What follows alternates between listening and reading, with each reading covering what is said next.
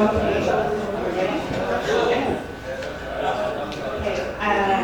you for coming today and for being so hospitable for us. Last night and this morning, we loved to get to know you, and I'm very excited to talk to you today about something that's very special to me. And I was asked to talk about differentiation in school. So what we're going to do, I know I'm going to only speak English, okay? So I would like for you to get around, if you might need to move, so that you are near somebody else, like an English teacher or somebody else who you might, right? Yeah. Because they're not doing to tell them.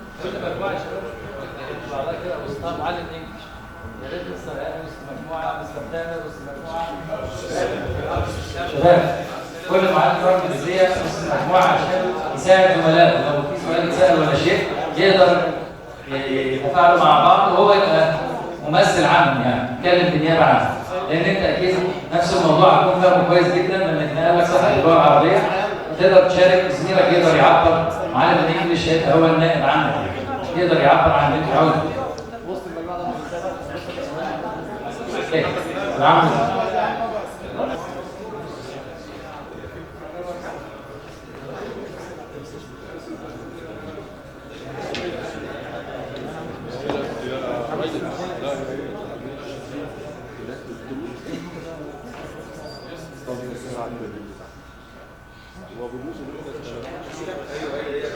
Oh, it's working.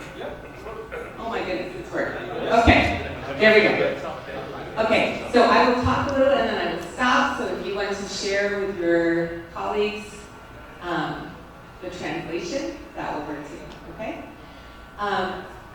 We're going to talk about differentiation, but I want to tell you about last night when I went to your historic district and we got to taste honey, all right? Lots and lots of honey. And I was told, I learned something very fantastic, that Saudi Arabia has over 50 different varieties of honey, okay? And it was amazing. I got to taste it, we got to see it, we got to smell it, we got to learn about it. It was a wonderful, wonderful experience. The best experience about it was that all the honey was different, right? Okay, you can share with your friends.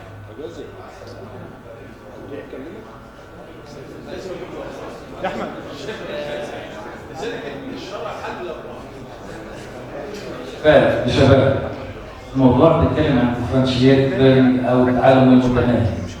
لاحظوا ان هي بدات تتكلم عن انواع مختلفه من العسل هتمهد الطريق لان الطالب عاوز استراتيجيات مختلفه عشان انواع الطلاب اللي عندك في الفصل مش هم نفس المستوى، هم different levels، تمام؟ فهتقول لك يعني بتربط بين العسل وبين الكلام اللي هيتشرح بعد كده. يعني دايما في كونكشن عشان ما حدش يقول موضوع الورك شوب ايه اللي جاب العسل الورش بتاعنا. لا علاقه وثيقه جدا بالموضوع. فلاحظوا ان عندنا انواع مختلفه، يعني عندنا انواع برضه من الطلاب مختلفه، تمام؟ كل نوع له سماته وله صفاته، وكل نوع ليه طريقه خاصه في التعامل وليه طريقه خاصه في وصول المعلومات دي. وصلت؟ And so I was thinking about how fantastic it is and how wonderful it is that we have so much different honey, that the honey tastes different, that it's so great, and how our students as well are very different. And you know, as teachers, our students have differences and they learn different, and it is a part of what we do that can be very special.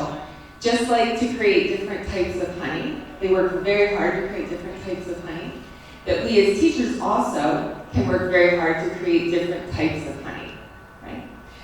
So today we're going to talk about how to do that, how to create different types of honey. And one of the things that's very important when you're creating different types of honey is you have to understand the bees, you have to understand the flowers, you have to understand the different varieties of things that it takes in, right? Because if you don't, then you won't make good honey. It'll be really bad honey and no one will want to taste it. So So that's what we're going to do today, is we're going to look at, as teachers, one of the most important parts of a student is their brain, and how their brain learns, and how they do that, okay?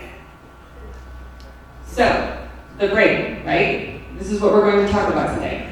But as we talk about that, there's different parts that the brain has. Sometimes we think of our brain, we don't see it. I've never seen a brain. I bet you guys haven't seen a lot of brains, right?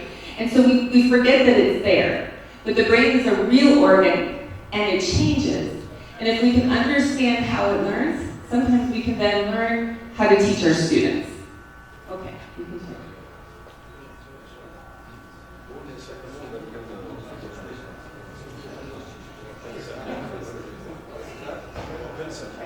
معلمين الانجليزي بقى يتولوا هم شباب بتتكلم طبعا عن الاورجن بتاع البرين يعني النطق وانه وظيفته وبيتكلم عن اشياء مختلفه طبعا عارف ان هو مكون من خلايا واشياء معقده جدا فيا ريت دايما كل معلم انجليزي قريب من الشباب يوضحوا لهم كده ايه سريعا عشان ما نبقاش وقت كتير في الورشه. Okay, so when we're talking about the brain, there's a whole brain, but the front part, the part in the front, this is your, it's called your prefrontal cortex. And this is the part of the brain that will take in information, it processes information, and then it stores information. So everyone in here, when you learned how to read, this is the part of the brain that you use. The part of the brain that's called the prefrontal cortex, right in the front, okay? It's okay, you got it? Okay, we're gonna keep going, okay. So it's very important to do this, but one thing to remember is that our prefrontal cortex does not fully develop until we're 25 years old, okay? Which means if you're teaching students who are not 25 years old, they do not have a fully developed prefrontal cortex. And when you have students who have disabilities or have differences, like autism or learning disabilities or different types of disabilities, this prefrontal cortex has trouble and it will not learn in the same way that maybe you learned or maybe their other peers learned. So it's very important to understand this and then to understand other parts of the brain so that we can use that when we're teaching. Okay. نتكلم عن ان طبعا المخ البشري مش واحد في كل الاشخاص. بتتكلم عن في انواع من الاشخاص اللي عندهم اعاقات زي التوحد وزي الامراض اللي هي فيها disabilities او اعاقات ذهنيه. فطبعا انت كمعلم لما يقابلك نموذج زي ده في الفصل اكيد هيكون في التعليم مختلف عن النموذج اللي هو الطبيعي او اللي هو السليم. بتتكلم عن لازم المعلم يكون يكتشف نوعيه الطالب اللي قدامه لان النوعيات اللي بتتعب جدا في توصيل المعلومه هي النوعيات اللي عندها مشاكل ذهنيه. فالناس اللي عندها disabilities او اعاقات ذهنيه طبعا محتاجه برنامج خاص في الشرح وفي توصيل المعلومه واشياء كثيره جدا. فمهم جدا ان انت تكتشف عقليه الطالب اللي قدامك من بدايه العام عشان تعرف تتعامل معاه كويس. Okay. So your prefrontal cortex can do two different activities. Okay? It can do a cognitive activity and it does an associative activity. The cognitive activity is one that takes problem solving, right? It's much harder to understand. It's a creative activity. The second thing that it can do is an associative activity. So, when I'm walking, right, or talking, if I don't have to think hard about it, then it's just an associative activity, and I can do many of those at the same time. I can walk, I can chew gum, I can talk to my friends. But a cognitive activity, you can only do one of those at a time. We think we can do many, but we can't. So, if you are driving, right, let's say you're driving, and you can listen to the radio, and you can drive, and you can talk to your friends, and you can drive, and you can even make a phone call, and you can drive, and it's fine. You can do lots of things. But suddenly, if you're driving, and then last night, the rain came, tons and tons of rain, right? And it got really, really hard to drive. And then if somebody cuts you off at the same time, what do? You say, don't talk to me. I've got to focus, right? I've got to watch what I'm doing because I can only do this one task, right? Okay. وصلت الشباب ولا مش Yeah, they got it. Okay, we're gonna keep going. So, when we're teaching, we have to look at how can we do only one cognitive task, or make sure that they're associative. And for many kids, or kids who are learning differently, every single thing that they're learning is a cognitive task. It's very hard. So they can only do one task at a time. And we can't give them 2, 3, 4 cognitive tasks, okay? So we're gonna talk about some other parts of the brain that will then help us understand how we can do that, okay? So this is the prefrontal cortex, but here we go. This is the visual cortex. Please notice, the prefrontal cortex is in the front. Even though your eyes are up front, your visual cortex is all the way in the back. Which means when you're learning, when you see something, right? When you see something, that information comes in and it goes all the way through your brain, all the way to the back of your brain. So, this is why many of us, if we just hear it, we don't learn it. But if we see it, that information travels all the way through and we get lots of different things. So even you guys seeing where the visual cortex is, you can understand that. We were talking yesterday, have any of you ever been hit on the back of your head? You get hit on the back of your head? Sometimes you can't see. It'll go black. You can't see. Not because your eyes are broken, right? You can't see because you got hit. And so your brain isn't processing that information. So, very important. Don't just use the front of your brain, but you use your eyes so that the information can go all the way back. They got it? They got it. Okay. The next part of your brain that's very, very helpful, okay? These are two different words, the Broca's and the Wernicke's. It's a W, but it's a V. Wernicke's. It's supposed to be a V. Wernicke's area. The Broca area is the purple area. And this area is when you hear, so it's your auditory, listening to information. You hear the information, okay? But the Wernicke area is your speaking information, when you're speaking and how you're sharing that information. But notice very importantly, this green line, the green connection, that neurological connection between when you're speaking and when you're hearing, okay? And how so important it is that you hear and then you speak. And then you hear and then you speak. And then you hear and you speak. These things go back and forth. And when you're teaching, if you only tell a student, you only share it with them so they only hear it, and then you say, no talking, nobody talking, nobody share, they won't learn it, okay? They will only learn it when then they get to speak. So especially if you're learning English, you can't learn English without speaking English. I can't learn Arabic without speaking it. I have to hear it, and then I have to speak it, and then I have to hear it, and then I have to speak it, right? Okay, so I want you, because you've only listened to me, I want you to tell everybody about that. Tell your partners in English or in Arabic, it doesn't matter. What does this mean? Why is it important that you speak and then you hear?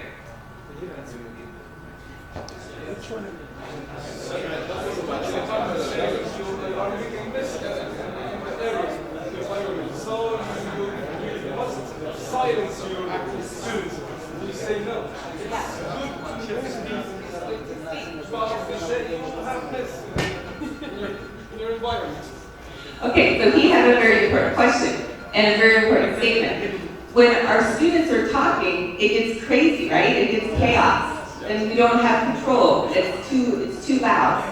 So it's really valuable to have control and have the time when you speak, right? This is the time to speak and not to speak. I'm not saying let the kids do whatever they want to do. I'm saying they do still need to be using their mouths to use. So this morning, when you brought your students up and they shared, they introduced themselves, that's so important. It's so important for them to learn English, to come onto a stage, to talk into a microphone, and share about what they're doing. What they're doing was they heard somebody tell them how to do that, and then they did it. So if you don't practice speaking, you won't learn to speak, right? Okay. Anybody else? You got it? Okay. So now we're going to the next part of the brain. It's very interesting. When you guys were sharing with each other, I noticed something, okay? I noticed that many of you were using your hands. You were saying, oh, here it is, and then it goes over here. You were using your hands a lot. This is also very important for our brains to learn how to learn. If we have, look at this part of the brain. So in this, right down the center here, you see this? Right down the center, we have different parts of our body that's connected to how our brain learns. One of the biggest parts you can see is your face, because when you use expressions, right? When your face makes different expressions, our brain learns. Also, our brain picks up when other people are making those expressions and using their face. Or their hands. When we use our hands, that helps us learn as well. So, using gestures, using different types of things is also going to be very helpful for when we're learning. Right? Okay. But do you notice, look how tiny the toes are. It's very small, the toes. Do we learn when we use our toes? Probably not very much. That doesn't help. That doesn't help nearly as much as using the big things like your hands and your face. So, in your classrooms, when you're teaching things, if students can learn with their hands, they can learn with gestures, they can learn with their face, they can learn with different things. That's very, very helpful for them. Okay? All right. Okay, now, the other part, and we were talking a little bit about behavior. So behavior is also super important. And behavior is a lot about things that go on in our environment. So our big sensory systems, all the things that we interact with during the day, that can impact how we learn, it can impact how we pay attention. Most importantly of all of this, in our brain, is down here. It's called the thalamus, okay? And the thalamus is a part of the brain that is in charge of being alert, being awake, being in a place where you're ready to learn, okay? And so if our senses all impact and they all go into that thalamus and they help us stay awake, or they make us too awake, and then we're hyper. You have kids here who are a little hyper, running around, they're not sitting down, they're all going to be hyper, right? Okay, all kids, everywhere around the world, it doesn't matter, right? They're all hyper. A big part of that. Okay, so let me say this. Sometimes, they might just be a little naughty. They might just be naughty. But most of the time, not always, most of the time, it's because their sensory systems are either too high or too low. So we're going to talk about lots of these sensory systems and how they impact the thalamus, which puts them in a state where they're ready to learn. We call this ready to learn, or the window of tolerance.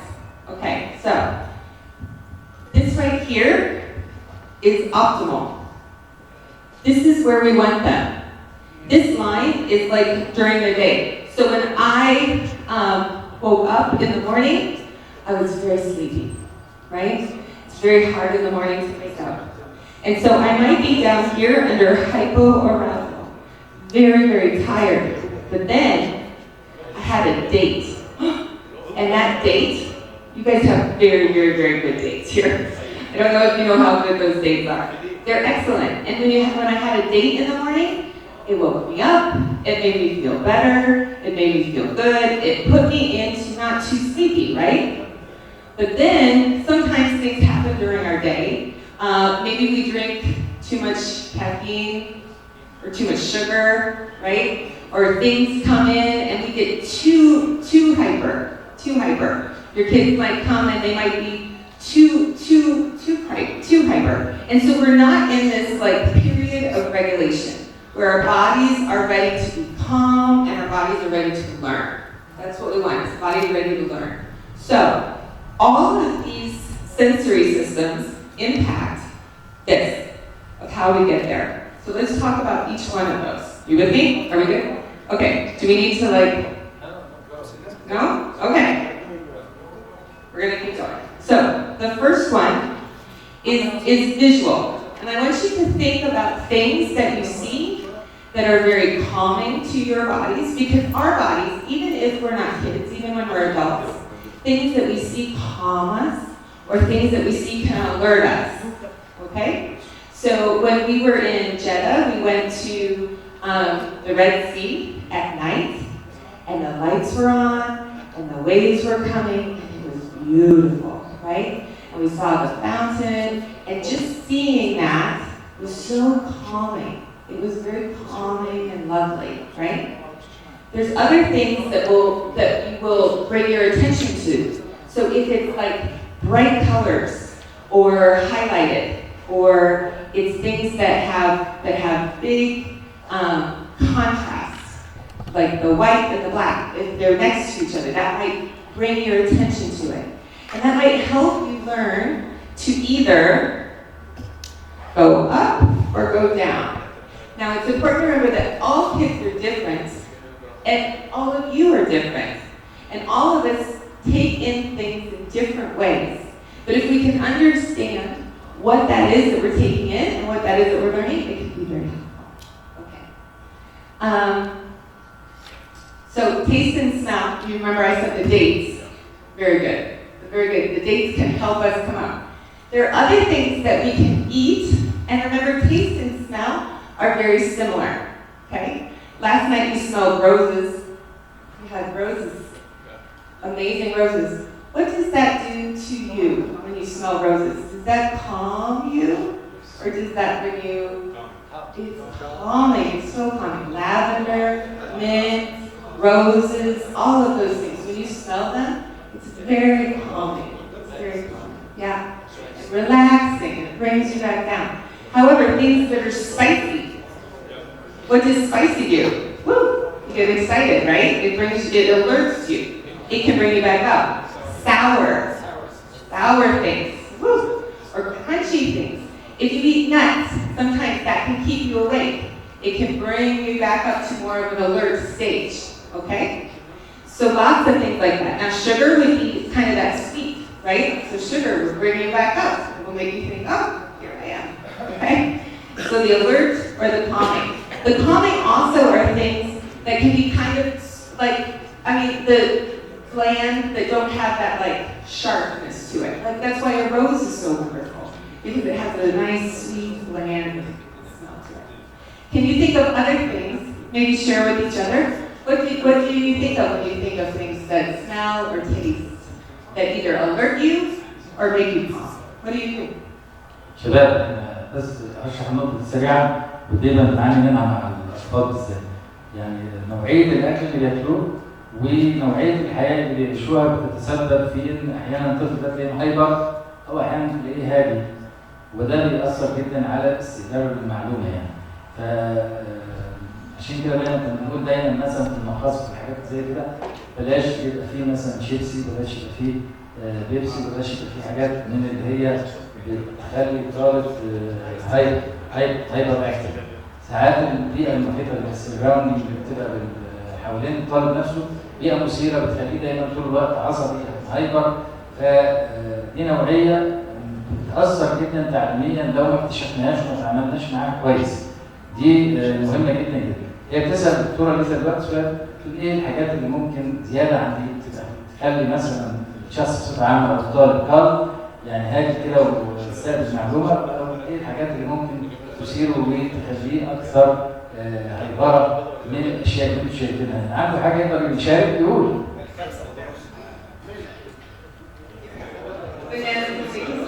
But dates? Do dates wake you up? Mr. Shabby. Dates are very sweet, right? Yeah. In the morning. He doesn't need it. Okay. Drinking milk. Someone else say Milk? drinking milk. Yeah, Yes. drinking milk. Same color. You can drink and sleep. Yes. Okay, let's keep talking. So auditory. So we have our Music. Someone. Music. And say yes. When you listen to it, as Muslims also we say when we want to be calm, we listen to Quran. Quran. Yes. Yeah. Makes us very calm. It does. It makes you very calm. Yeah. When he was singing this morning, Yes. Yes. what happens to our bodies? Even mine is calming. Or when you hear prayer, it's calming. It makes you go, oh, this is important. And I think that's very important for us, for our soul, when we calm and and then we can think about God, right? So that would be repetitive, consistent, rhythmic, like the same beats that go, and then, right? If it's the same, if it's very predictable, if you know where it's going, that can be very calming for us. However, what about music that's very unpredictable, right? Maybe the Western music, that's not calming, right? So it's very alerting. And so, or ringing some alarm, an alarm that would go off. An alarm, we actually use that alarm that says, hey, wake up, right? It's an alarm, it's an alert. Let's go, bring your body up, bring your mind, wake your mind up, right? There's lots of things like that you think of with auditory. Yeah. Usually when I listen to new songs, and I don't know the lyrics itself. Okay, he said something very important. If it's a new song, right, or a new music, and I'm listening to the lyrics and I'm trying to follow along, suddenly it has become a cognitive process, right? Remember I said cognitive versus associative? So the cognitive process means your brain is working. And it's very, very, very hard to listen to new music and study and do a math problem. You can't do that. That's two cognitive processes at the same time. You can't do that. However, if you listen to music that is very calming, that you love, that's rhythmic, that has a nice pace to it that you understand, it's predictable, that could be helpful because it could make you calm. Unless you listen to too much and then you fall asleep. Yeah, do that. Okay? Are you with me? Do we want to? Pretty good? Okay. Okay. So touch. Touch is another one that has. So light touch or tickling is very alerting, right? Our bodies get jarred, and we don't always like that. But things that are firm touch, or predictable, if you know that it's coming, that's helpful. That's helpful for touch as well, okay? So at the bottom, do you see that cut-off clothing of tags and socks? Do any of you, now, my guess is not now, but when we're kids, do any of you have kids or know that your kids don't like the tags in the back of their shirts? Yes. Yeah, right? They don't like the tags, irritating, right? And they don't like it. It can be very alerting. And a lot of kids need things that like, they need to cut their tags off, or sometimes their socks, they'll put them on inside out because the seam in the sock is bothering them, and they can't think about anything else, right? Because that is them taking away some of their cognitive processing. And so they have a really hard time with that. So it's very important that they have clothes that feel soft and feel good. Here you have many beautiful fabrics. Some of those fabrics are very, very soft. Those can be very calming at the same time. So things that are itchy or irritating versus things that are like soft and silky are very nice. Yeah. Egyptian cotton is very relaxing. The Egyptian cotton is famous worldwide. So it's very expensive. It is very expensive because everybody wants it. Because it helps you fall asleep. It's so soft and calming, yes. Egyptian cotton, I know Egyptian cotton too. Absolutely, very good example. Very good example. Okay, now many of us have heard of these. We know our seeing and we know our touch and hearing, but there's two more senses that impact how we learn. And this is also important. The first one is going to be called the vestibular. The vestibular. This is from your inner ear. So inside your ear, let's go back here. The vestibular is right in the middle, but it is connected to your ear. And in your ear, you have what we call equilibrium. And so our equilibrium in our ear helps us balance. It helps you walk, right? And if your inner ear, maybe if it gets water in it, right? Too much water. Or if it gets hurt, or if it gets damaged, we might fall over, right? Because you lose balance, because you cannot stand up, right? Sometimes there's older, like people when we get older, sometimes we have a real hard time with balance. It's not always because of our muscles. Sometimes it's because of our equilibrium. Yeah. So this impacts us. This impacts us as well. And sometimes it will help. It helps to have, it alerts us if it's unpredictable, if we don't see it. But it calms us when it's predictable. So if there's a baby, how do we put babies to sleep? Sometimes we rock them, right? Or they like to stand and you go back and forth, back and forth. It's very predictable, and then suddenly they'll fall asleep. Part of that is their vestibular system. It's calming, it helps the child calm down. So swings can do that as well. But if it's like a tire swing that's going everywhere, right? Or when we came up here, there were all these rides, right? We have many amusement parks here in Pike, right? I cannot get on the ones that spin real fast. Can you guys ride those? Oh, right? And you can't do that because it makes me too alert and it messes up with my equilibrium and my vestibular system. Okay? Let's keep going. Are you with me? You have these? Okay. The next one, the last one, is the proprioceptive system. Okay? The proprioceptive system is really in your joints. So it might be in your elbow, or your knees, or your feet. Any of your joints are going to have your proprioceptive system or proprioception. And when we get up and we move, that helps us become alert. So sometimes if you're in your class and everybody is sitting for a very long time, like you guys are doing, how many of you want to stand up? Stand up. Stand up and move around. That will help you become alert. However, when you are pushing and you're becoming alert, that will help. If you have, I know you have a lot of boys. So do those boys like to crash into each other or run into each other? Or, they don't? They don't do that. Okay, a lot of boys. No. Okay.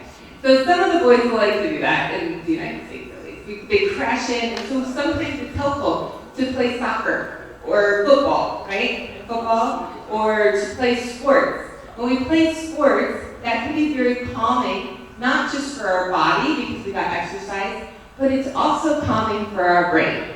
So that's why things like recess and PE, physical education in the back, is very good. It's very good for our bodies. It's very good for our brain to go out, run around, and to do things that can help us be calm, right? So, let's go back. So here we go. Does this make more sense now? When you are going throughout your day, or your students are going throughout your day, or your students are in your classroom, if you see them and they're in this optimal window of tolerance, right in here, they're feeling very good, they're doing very good. That's good. But if they start running around, they start getting out of their seat, they might need some of these things to bring them back to calm. Or if they're too sleepy, that's not helpful for you as a teacher either. We might need to bring them back up to feeling okay, so that they're ready to learn, okay? It's not just our bodies. Our bodies are very, very, very connected to our brain, and our brain then is very connected to how we are alert, all right? That's what I want to say. So on that note, do you want to take a little break right now, or are you doing okay? We're doing okay? Oh, no, a little break. I got a little break. Okay. طيب هناخد little break كده استراحة قصيرة وبعدين نكمل ممكن بعدها. Okay, thank you. Just 10 minutes. Yeah. So now we're going to talk about one of my favorite parts of the brain that's very interesting, I think. So we have all of these different things that impact our hearing and our seeing and our vision. But you know that it is also very important. We call it just having a relationship with your kids.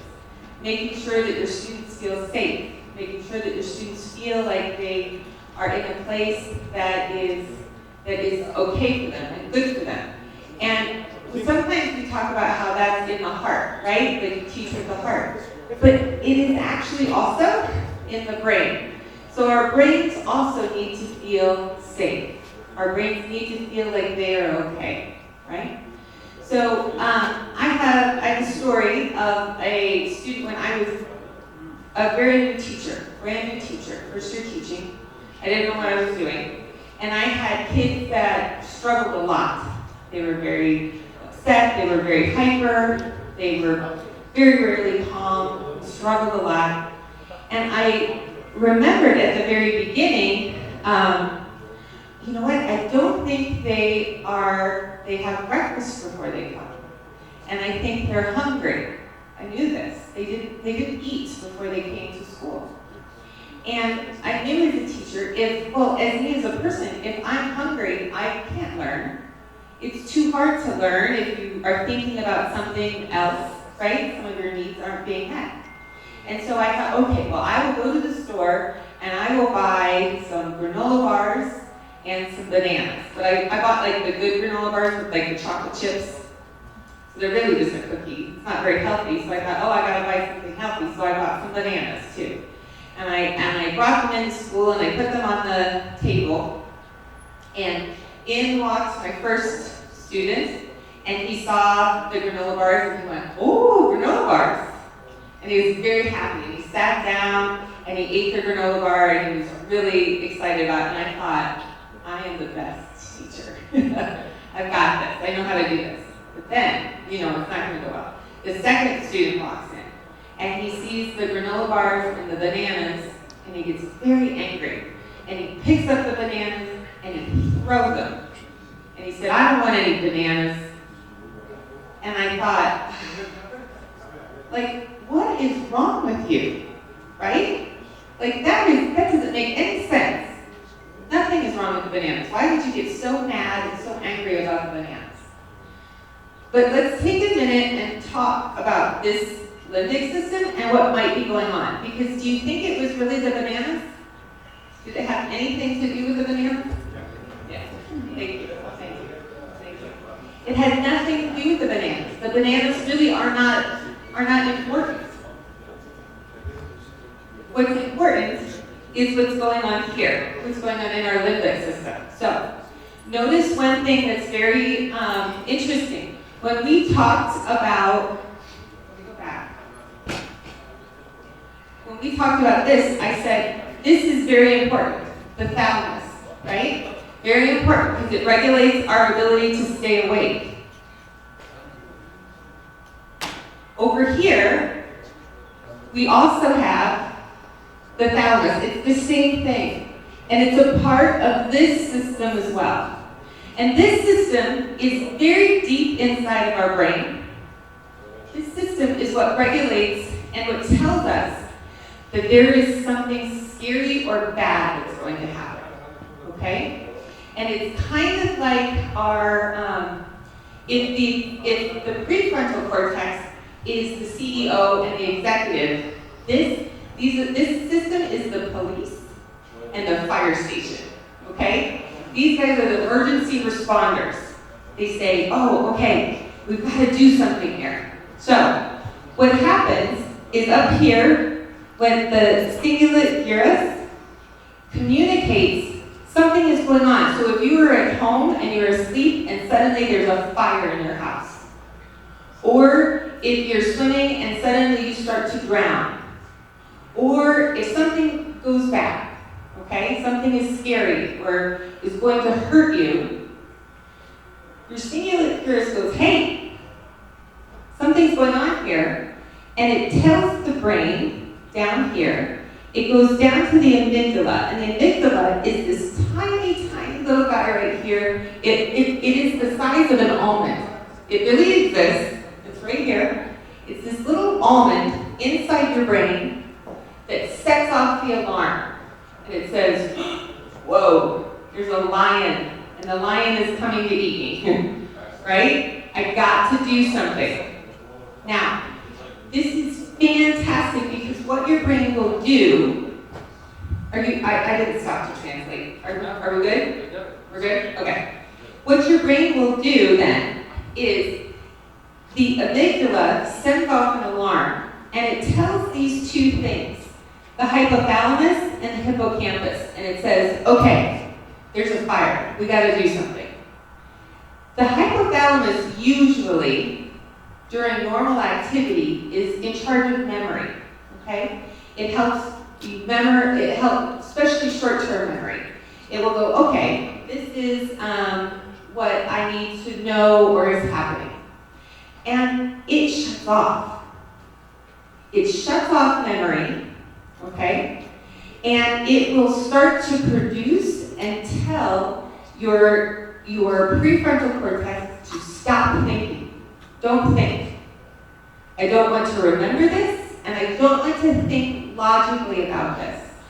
And this has saved probably millions of lives, okay? You in here probably have been saved one time or another because of this process. Because if there's a fire and you start thinking logically, what happens?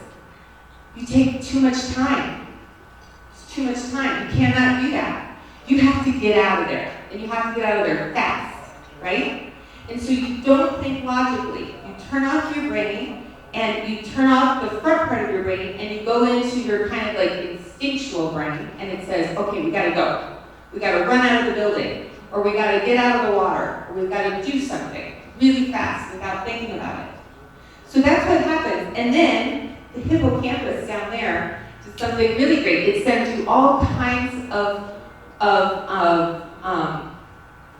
I'm not thinking right. Cortisol. Cortisol are things that will help you, it's a stress hormone, all kinds of hormones. So the cortisol is a stress hormone that will help you become really alert, but it also sends adrenaline. So that's why you will hear, if you are walking and you maybe see your kid and you'll hear stories about this, of a car that falls on top of a kid, and people can like pick up the car, right? Or they can do extraordinary things with even if they're very tiny or don't have a lot of muscles, they can do extraordinary things because of this adrenaline that comes, all right? And so all of these things then help you to get out of the situation. They help you survive, they help you run away from the lion that's coming for you or whatever's happening. And it's wonderful, it's very, very good. But there's a small problem that happens, okay? Here's the problem. Is that our brain is constantly developing. So when we're little kids, right? And if we have something bad that happens that's very scary, our brain will survive and we'll be fine and we'll make it.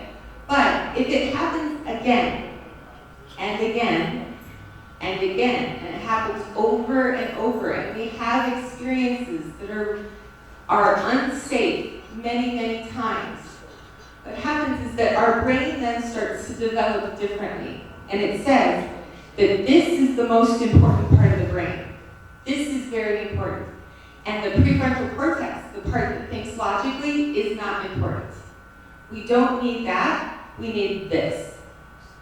And then that can cause a lot of problems, because then a kid can walk into a classroom and see bananas and get very mad and very upset and pick up the bananas and throw them, because he thinks this is unsafe and his brain is taken over into this. Okay? That is not helpful for him in school, because this brain doesn't think, right? And I need students, and you need students that are going to be thinking and problem solving and being creative. But if they're only thinking that it's unsafe, then they won't be able to learn. So it's very important to do something very special here. If you have a kid that is very angry or very upset and you think, oh, it's this part of your brain that's working, it's not your upper prefrontal cortex that's working, then you have to make sure that he feels safe. So if we yell at them, if we beat him, if we do something like that, then he's not going to think it's safe anymore. We have to treat him with respect and kindness, so that then they know that we all deserve that, to be treated like that, so that we know that it's safe. Because if it's safe, then the other parts of our brain will start working, because it shuts it all down. Does that make sense? Are you with me? Yes. Okay. Are you with me? Okay. So, let's talk it out, because I know that you want to know things to do. So, I got asked a very important question during the break, and this question was, okay, but I have lots of different students and one classroom. So how do I do all of these different things, right? How do I do all of these different things and treat everybody differently if there's only one classroom to do this with, okay? And this image is one that I like to show sometimes, because if we are this first picture right here, right? So if this student can see the soccer game fine, right? Because he's very tall. This student might be a very calm student, might be a very bright student, might be one that learns very easily. He can see over the fence, no problem, right? And I don't want you to walk away from here and think, oh, this means that I have to do the same thing, all of these ideas, for everybody. Because there's some kids that can do it without any interventions. They can already see it. And if you give them an intervention, it's not going to be helpful. So, for example, if we say, okay, we have to do 20 questions, but one student isn't able to do those 20 questions. He can only do 5 questions. If I tell my whole class, okay, whole class, you only have to do 5 questions, what have I done? I've done terrible things to one student, right? Because he can do all 20 questions. We want to keep that high expectation. So we don't just want to lower expectations for everybody. But there are some students who might need some more support. They might need more things. And so that's called accommodations or modifications, or different things that we can do in our class that might be helpful for them. All right? That doesn't mean that you have to do it for everybody. You can just do it for one student or 5 students. You need to know who they are and what to do for them.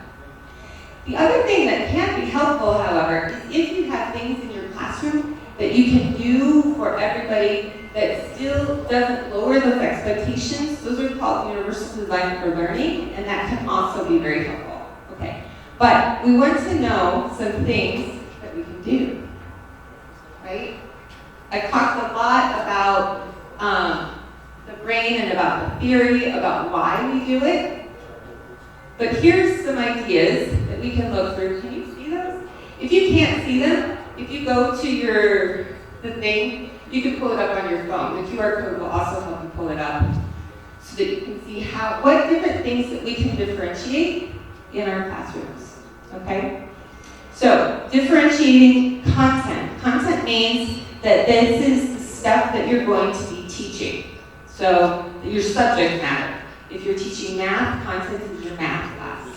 So, you can provide, and I'm not going to read all of these to you, but I do want to read a couple of them that can be helpful. One is this peer teaching down at the bottom. So, setting them up in groups that are collaborative groups so that students help teach other students. You remember when we talked about the brain with the listening and the speaking, and the listening and the speaking? That can be very helpful for them to then teach each other. You are not the only teacher in your classroom. You've got lots of students who are good teachers in your classroom. So you can do peer things. Graphic organizers, I should have an example on here, but I don't. But those are things that help you decide how to take auditory things and put it visually on a paper. So just using visual things. Let's see. So different ways that you can do the content. The other thing is the process. This is probably one of the more important ones that you can do. So hands-on learning, hands-on activities, project-based learning, changing the reading level, self-paced classroom, changing those kind of things, providing sentence starters, giving them ideas to help get started. And you can do that for just a few students. You don't have to do that for everybody, but sometimes it is helpful for everyone. So differentiating the environment, group work, offering choice, providing choices for brain breaks, small group work, all of that. It can be helpful for that. And then changing also the product that you can do. Okay, I feel like I'm losing you. So let's have this part be a little bit more of an interaction so that you are talking and we are talking together and you're asking questions. So do you have questions about this or about the presentation or about things that you can do in your classroom? And I'm going to start with you because I think you've got lots of questions. Oh, love that. Thank you.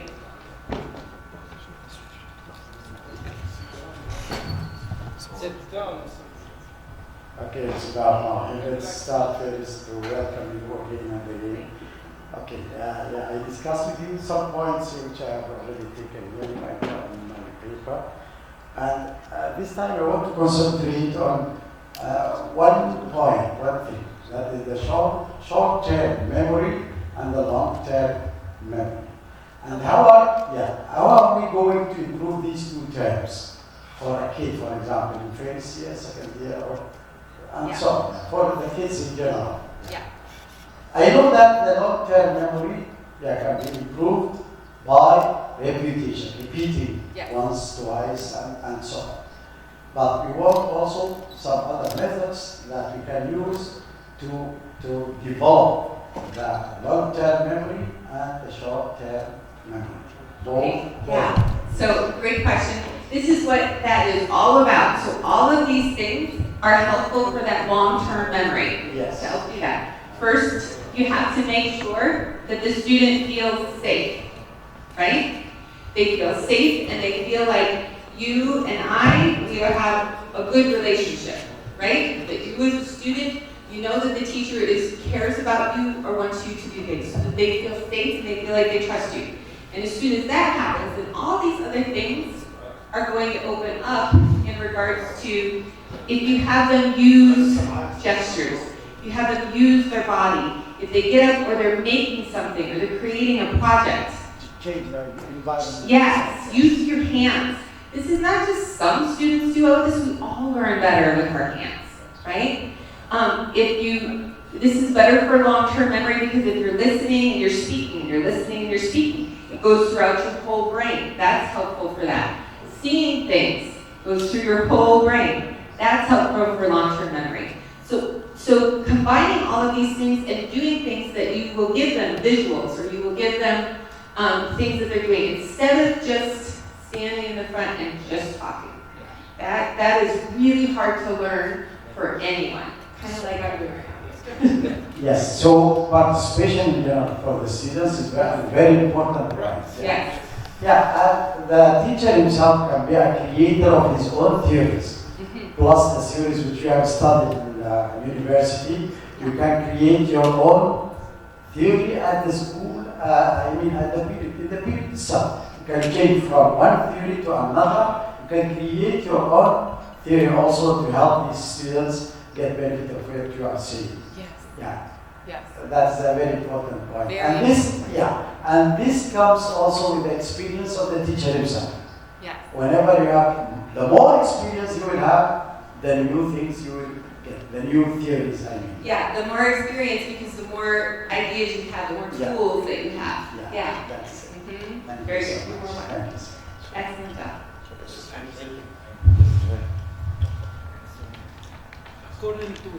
According to what my friend said, I think that teaching without practicing by students is nonsense. We have studied courses like TEFL and CELTA, and you know that fair practice by the end of the lesson is the most important thing. If you don't do that, you didn't teach anything which is useful to the student. The student has to practice what he learned. This is the most important thing. And our great brother, Mr. Muhammad Ibrahim, always tells us practice makes perfect. And I believe that the most important thing that we have to do as teachers. Absolutely. So there's a saying that we talk about in the United States where teachers talk a lot, and they say, the power is in the pencil, okay? The power is in the pencil. So when a student is learning and they have their pencil, and they're practicing, and they're writing, and they're doing it, they have the power to learn, right? And learn and to figure it out. As soon as a teacher, the worst thing a teacher can do is it's wrong, right? So I'm going to come up and I'm going to take their pencil and I'm going to do it for them so that it's correct, okay? Then suddenly the teacher has all the power and the teacher is learning, but the student is not learning. The student is just watching. And then they might have a perfect math question. It might be right, but they don't know how they did it, right? Because you did it. So the power is the pencil. So you always want to have them practice, have them do it, even if it's wrong, right? Because we get things wrong that are really hard. And then we get it a little more right, and then a little more right, and then someday we'll get it right. But it's okay if it's wrong at first, because that means that it's really hard, right? And that we're learning how to do it. So I love what you guys are saying. I'm just adding to what you're saying. You're saying that the power is in the pencil. Give it to the student. Let them practice. Let them use it so that they can learn. Yeah. Yes. Can you say what I have?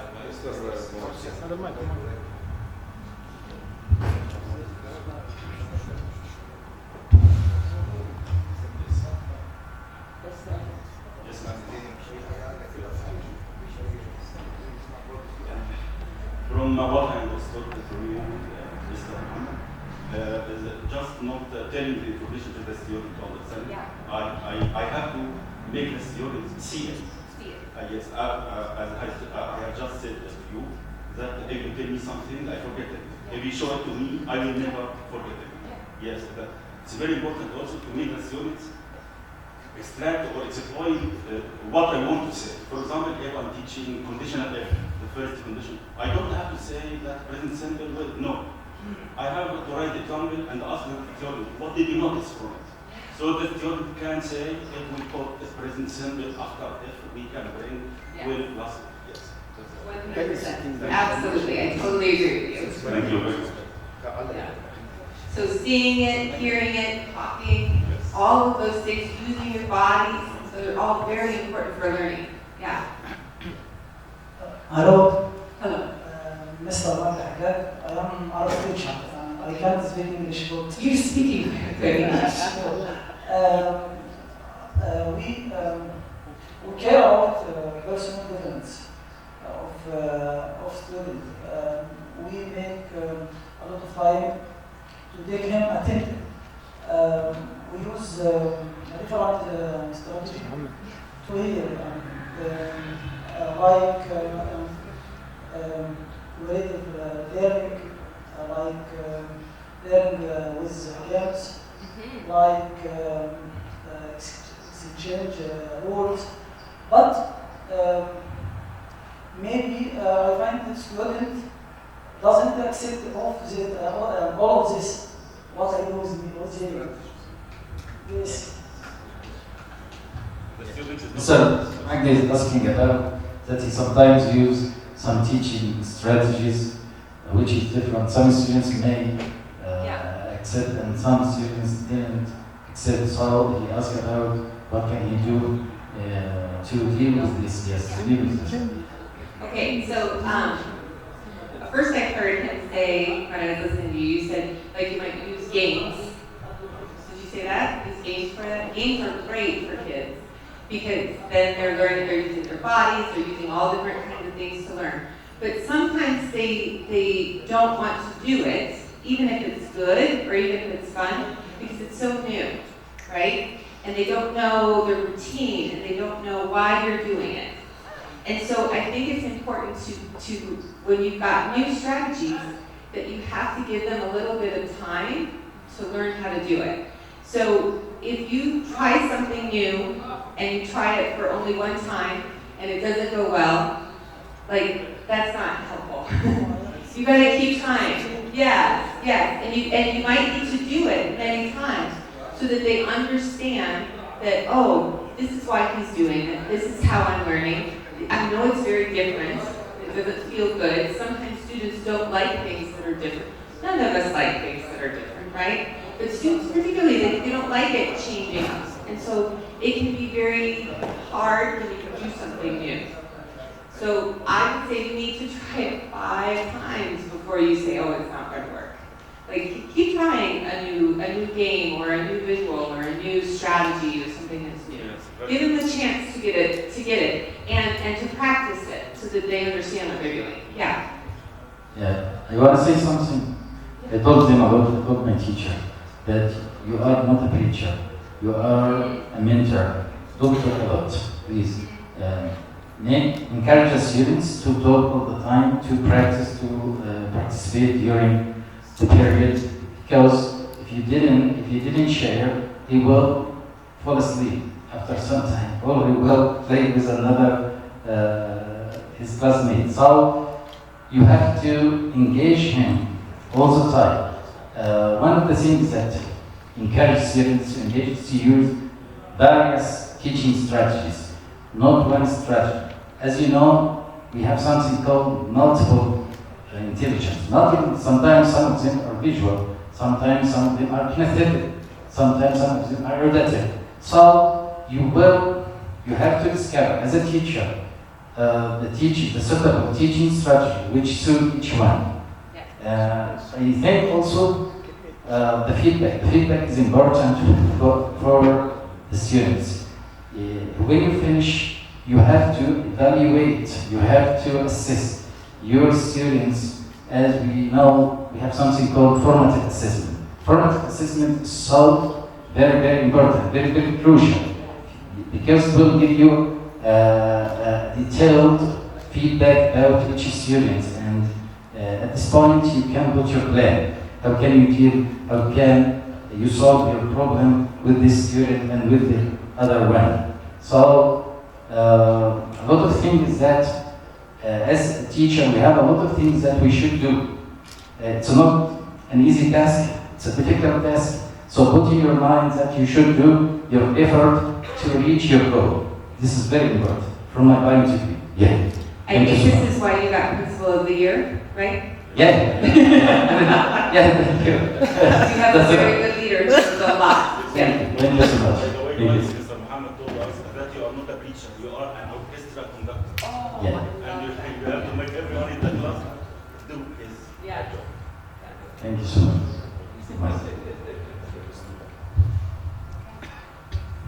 I'm just asking you a question about if you find a mistake for writing.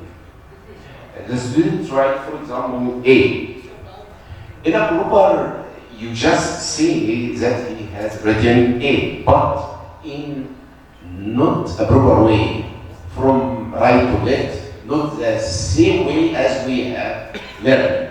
Which is better? Which is a proper way to adjust writing, especially when they become older. Yeah. sometimes I find that they are in grade 9, in grade 8, but the method they write the letters, the alphabetical letters, in not properly. What is the best way in this case? Yeah, okay. So I want to be clear, first of all, you're a teacher, so you want them to be creative, you want them to be exploring, but you also want them to write the letter A correctly. Yeah, like that's very important that we do it correct eventually.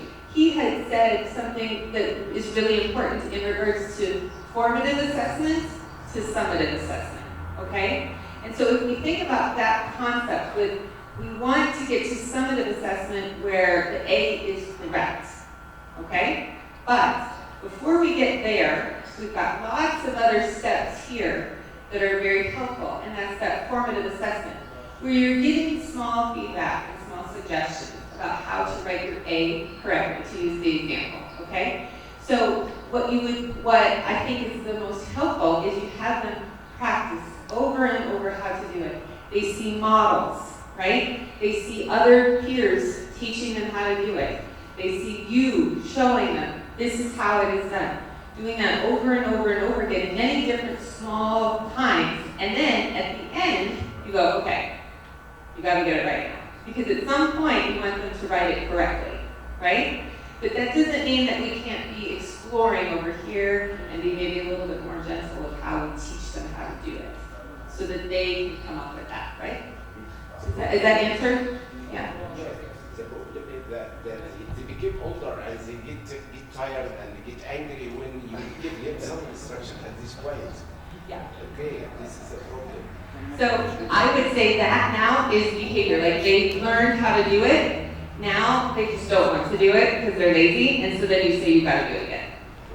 I think that's okay. Yeah.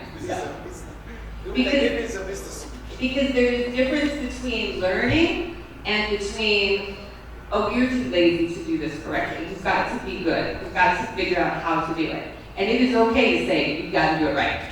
Do it again. Yeah. I want to say one thing on this. When we correct our students, if we embarrass them when we correct them, they will resist. They will be mad. They will be angry with us. But if we help them and they understand that we want them to do better and that's why we're working with them, then they will do that. As an administrator, I never talked to a student about discipline problems that he had been having in the hallway with his friends around. Never do it. Because that would embarrass him, and now he's got to show his friends how big and tough he is. Where if you just, hey, how's it going? But in your office, when you can sit down with them personally, it's the same thing in the classroom. If we embarrass our students in correcting them, they aren't going to learn. They're just going to. How many of you like to be embarrassed when you're corrected? No, we don't want that. No, We don't want that. no. Well, neither do the students. Yes. It's all the same thing. We can say that one of the best ways for correcting or correction is neglecting the correction of the student. You don't neglect correction At this time. at this time. You do it positively. Yes. Yes. Yes. Yes.